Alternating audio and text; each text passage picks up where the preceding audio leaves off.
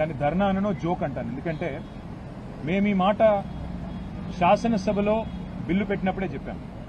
You are cutting a very cruel joke on the backward classes of this state. అంటే బీసీలను మోసం చేస్తూ మీరు దగా చేస్తున్నారు, వంచిస్తున్నారని చెప్పాము. ఇవాళ నేను ఒకటి అడుగుతా ఉన్నా, మీరు సమాధానం ముఖ్యమంత్రి గారిని అడగాలని చెప్పి కూడా నేను కోరుతా ఉన్నా. 42% రిజర్వేషన్లు అని ఢిల్లీకి వచ్చి డ్రామా చేస్తా ఉన్నారు. నేను కాంగ్రెస్ పార్టీని అడుగుతా ఉన్నా, మీరు బీసీ డిక్లరేషన్లో ఒక ఈ రిజర్వేషన్ల మాటను ఇయ్యలేదు. మీరు ఏమేం మాటలు చెప్పినారు? సంవత్సరానికి 20,000 కోట్ల బడ్జెట్ ఇస్తామన్నారు. 5 ఏళ్లలో 1,00,000 కోట్ల బడ్జెట్ బీసీలకు ఇస్తామన్నారు.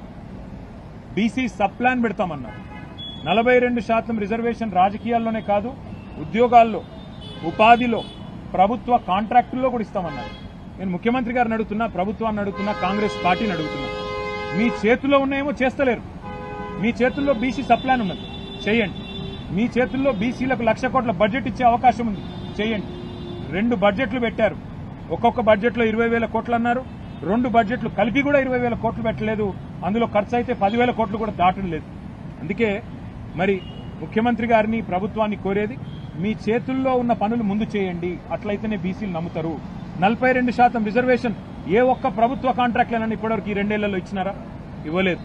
ఎంబీసీ మంత్రిత్వ శాఖ పెడతామన్నారు, ఎందుకు పెట్టలేదు? బీసీ సబ్ ప్లాన్ ఎందుకు పెట్టలేదు? ఏ కారణం చేత 42% రిజర్వేషన్ విద్యలో, ఉద్యోగాల్లో మీరు ఇస్తలేరు? కేవలం రాజకీయాలే కాదు కదా, రాజకీయాల్లో 42% వాటా వస్తే మరి డెఫినెట్ గా రాజకీయ నాయకులకు లాభం అవుతుంది.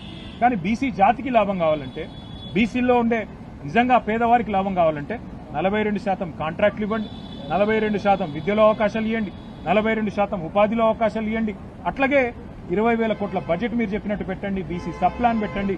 అప్పుడు నమ్ముతారు మిమ్మల్ని తప్ప ఇక్కడ ఢిల్లీకి వచ్చి డ్రామా చేసి 4 ఓట్ల కోసం 4 డైలాగులు కొట్టి ఆఖరికి ఇక్కడ ఇంకెవరో అడ్డం పడుతున్నారని ఊహాజనితమైన శత్రువులను చూపెట్టి తప్పించుకుంటే కుదరదు.